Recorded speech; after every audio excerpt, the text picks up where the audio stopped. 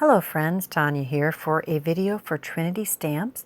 We are going to create an entire forest in a box. I pulled out the layered pine forest stencil. There are 3 sheets in this stencil and 6 different sizes of trees.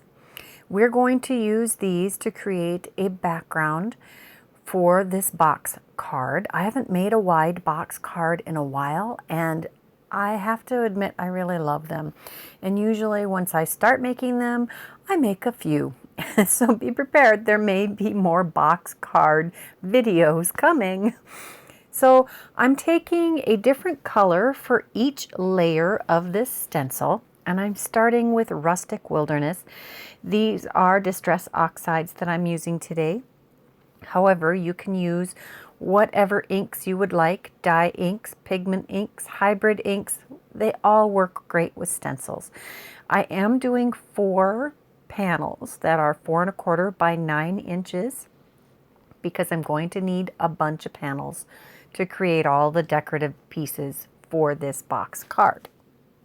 I am only going to show you one of the panels though, so you don't have to watch the whole process. Now I am being careful to not get ink on the part of the stencil that I am not using for each layer. And I did put some pixie dust spray on the back of this stencil so that it would stick to the panel. I did try doing it without the pixie spray, and the bottom edges kept popping up, and then I would get ink where I didn't want it. So pixie spray it is. And then I ended up with a softer, lovelier stenciling effect anyway. Now we're on to the 3rd layer, and I think I used iced spruce for the 2nd layer. And now we're going to use forest moss. And I'm going to apply that. And I've tried to use true greens, blue greens, and yellow greens on this card in order to give us some flexibility on the cardstocks that we're going to use ultimately with the rest of the card. Here is layer number 4, and this is pine needles. I love all of these different greens together. It actually turns out pretty fantastic, even though there are true greens, blue greens, and yellow greens all mixed in. Next up, we have evergreen bough, and as the layers progress, each layer is a little smaller. I started with layer 1, and this is layer 5. We only have one more layer after this one, and it is getting a little harder to see them. I thought that by alternating these different kinds of colors, we would have more visibility, especially since Distress Oxides layer so well on top of each other. And I did let each panel dry a little bit before I ink blended on them again. Here are all 4 of the panels that I've created. And then we're going to pull out the wide box card die set. And I've already die cut the base from some craft colored cardstock. And now we're going to work on cutting out all of the decorative panels. These are all cut out with dies from that same die set. And we did 2 of these great big panels.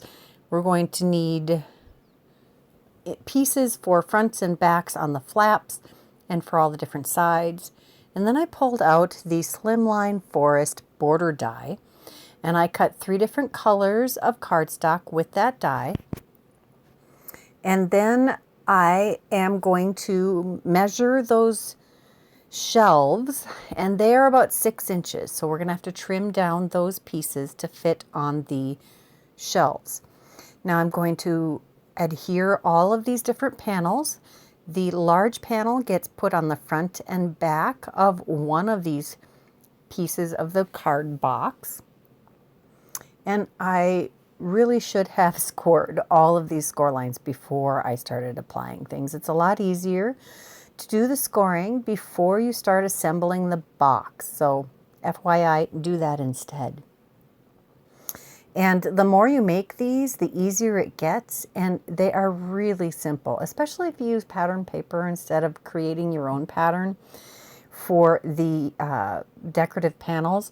I just really enjoy creating my own custom panels.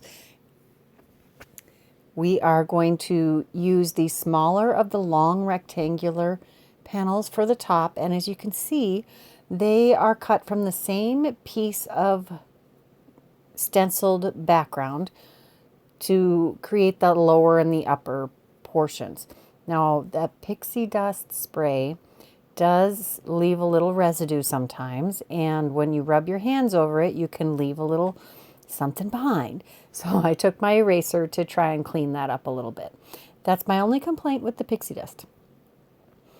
Now we're going to continue adding the different decorative panels. I really like how this looks. It's got the window pane effect with the trees showing through. It's such a peaceful scene to me. I love the forest. Most people love the forest. Even if they've never experienced the forest, it's just the idea of the peace and the wilderness and being away from the crowds. I think that it's almost like a box of peace that you're sending. I love to go wander in the woods. I love looking out and seeing the trees in my yard. There's just something so essential about trees, which makes this such a universally usable card. You can use this for anyone, and you can use it for a lot of different occasions. I'm just getting all of those panels adhered so that we can assemble our box. We have just, I think, 3 more panels. The one flap that folds down, or maybe that's only one panel. Maybe that was the last. So now we're going to adhere the ends of the box together. I am using liquid glue to adhere all of this. I thought about using my double-sided adhesive, but I decided to go ahead with liquid glue. It does have a better hold long term than any of the dry glues do, so I really prefer liquid glue. You can do that however you want. That's how this box is going to ultimately come together. We're going to take our 3 shelves and fold over those tabs, and we'll adhere them on one of the side panels, one of the short panels, and you're going to make sure that the back of your shelf is going to face that large panel in the background.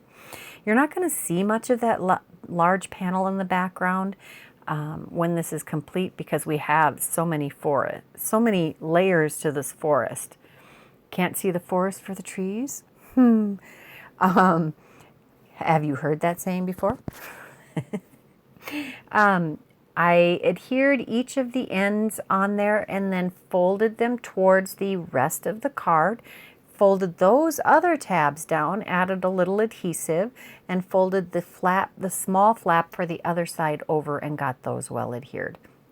Now we're going to adhere this box completely closed, and it does take a little time for that glue to really stick. Now you got to make sure that it will fold back in the other direction also, and I was having a little trouble with this. I did have to disassemble it just a little bit. One of those shelves was actually in the crease line, so I had to trim that off and re-adhere it. I'm not sure how that got in the wrong spot, but it did. Now we're going to take these die cut trees from earlier, and we're going to layer those onto our little shelves. These would make a great, or this would make a great whimsical card too, if we had a little critters peeking out, if we had little fun sayings popping out all over the place. I'm going to go pretty low key, but that's kind of what I was looking for. Maybe someday we'll have some camping sentiments. That would be awesome. There's so many ways you could go with this. A miss you, a sympathy card, although this is a little elaborate for a sympathy card. A birthday card. It could be for just about anything. I am really loving how that turned out. We're going to use the sentiment from the Winter Winds stamp set.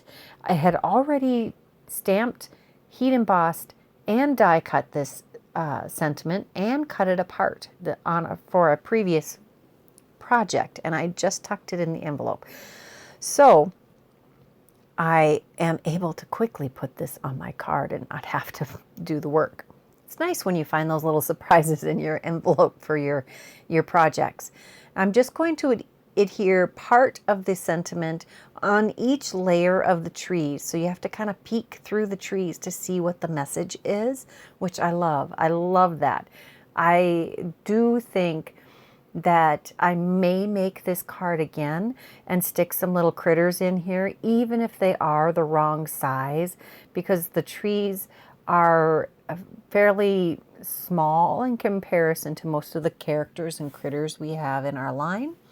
But this would be still awesome with some little critters, even some little gnomes. Wouldn't that be adorable? Little gnomes and mushrooms and leaves stuck in this. Oh, so many ideas. Leave me a comment and let me know what you would do with this card. If you enjoyed this video, please give it a thumbs up. If you aren't subscribed to this channel, please take a moment and do that now. If you're interested in any of the product that I've used today, check that description box below. It's always full of great information. And here are a few more videos that I thought you might enjoy. Until next time, have a great day. Bye-bye.